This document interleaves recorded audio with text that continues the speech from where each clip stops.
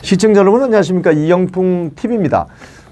김건희 여사에게 디올백을 갖다 주면서 그걸 시계 안에 있는 이 몰카로 촬영해서 그걸 다시 또 서울의 소리라는 아주 급진 좌파 매체에 넘겨서 김건희 여사가 마치 명품 백을 받은 것처럼 뭐 뇌물수술을 한 것처럼 이렇게 최초 뉴스를 기획하고 이슈화했던 최재영이라는 사람이 있습니다.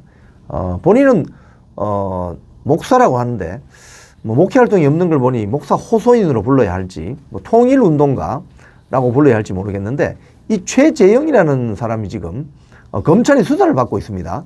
그런데 본인들이 고발을 할 때 김건희 여사와 윤석열 대통령을 고발을 할 때 김영란법 즉 청탁금지법에 의해서 고발이 조치가 되어서 고발인 조사를 받고 한 것이거든요. 그런데 검찰 조사에서 갑자기 진술을 바꾸고 있습니다. 무슨 소리냐? 뇌물 혐의가 성립하려면 이게 청탁이 들어가야 되는데 감사의 표시로 화장품을 전달했다. 뭐 이런 식으로 지금 진술을 바꾸고 있습니다. 왜 그럴까요? 자, 관련 보도를 보면 윤석열 대통령 부인 김건희 여사에게 청탁을 위한 금품을 제공한 혐의를 받는 최재영이 샤넬 화장품 선물은 윤석열 대통령 취임 기념 국빈 만찬에 초대한 데 대한 순수한 감사 의미였다. 그런 취지로 검찰 2차 조사에서 진술한 것으로 전해졌어요. 그러니까 이 최재영은 본인이 청탁을 목적으로 샤넬 화장품을 준 게 아니다. 이렇게 지금 말을 바꾸고 있는 거죠. 그래서 검찰이 이제 김건희 여사를 직접 소환해야 할지 이렇게 주목이 되는데 이 검찰 2차 조사에서 이 최재영이 샤넬 화장품은 순수한 감사의 의미로 준 것이고 나머지 선물은 김건희 여사를 만나려는 목적으로 준 것이다. 만나려는 수단으로 준 것이다. 이렇게 진술한 것을 검찰이 확보했다고 지금 알려지고 있습니다. 자, 그래서 2022년 6월에 김 여사에게 180만 원 상당의 샤넬 화장품, 향수를 건넨 것은 같은 해 5월에 자신을 윤석열 대통령 취임 기념 국빈 만찬에 초대해 준 것에 대한 감사의 의미였고 청탁이 아니라 감사의 의미였고 나머지는 김 여사를 만나기 위해서 잠입 취재 그러니까 몰카 위장 잠입 취재 한 거 있잖아요. 그걸 하기 위해서 건넸다는 뜻이었습니다. 그러니까 최 목사는 이 최재영은 검사로부터 선물의 목적이 무엇을 부탁하거나 뭐 인사를 청탁하거나 어떤 자리를 부탁하거나 이런 청탁을 하기 위해서라기보다는 김건희 여사를 만나기 위한 순수한 수단이었다. 이런 질문을 받고 이같이 답한 것으로 전해졌어요.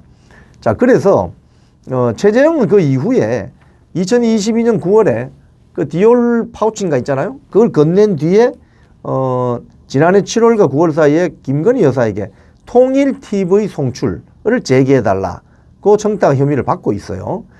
최재형은 이와 관련해서 디올백을 건네고 한참이 지난 때 부탁한 것 아니냐며 금품 제공과 청탁의 시기 간에 간격이 벌어진다는 검사의 지적에 수긍하면서 이런 취지로 인정했다는 거예요. 즉, 이 감사의 표시이지 청탁은 아니었다.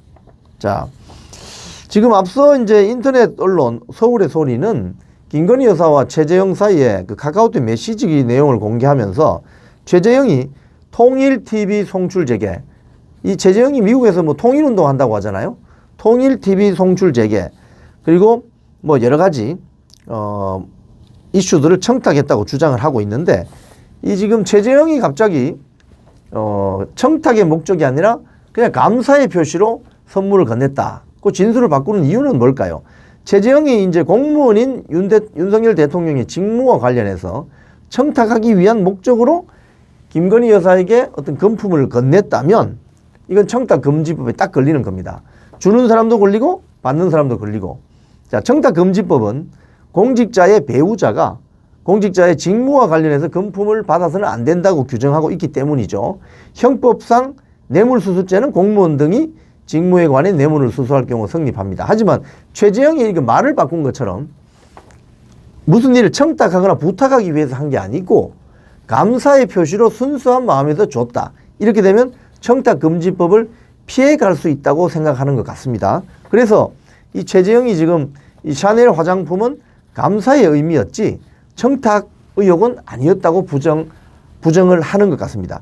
당초 이 사건은 지난 총선을 앞두고 이 폭로가 되면서 인터넷 매체 서울의 소리에서 폭로가 되면서 총선 기간 내내 이 김건희 여사가 받은 그 디올백 때문에 총선에 어떤 그 야당 측, 그 민주당 측의 프로파간다 이슈로 계속 그 쓰이고 활용된 바가 있습니다. 그래서 정치적인 영향을 아주 강하게 줄 수 있는 어떤 휘발성 있는 소재로 쓰였던 게 사실이죠.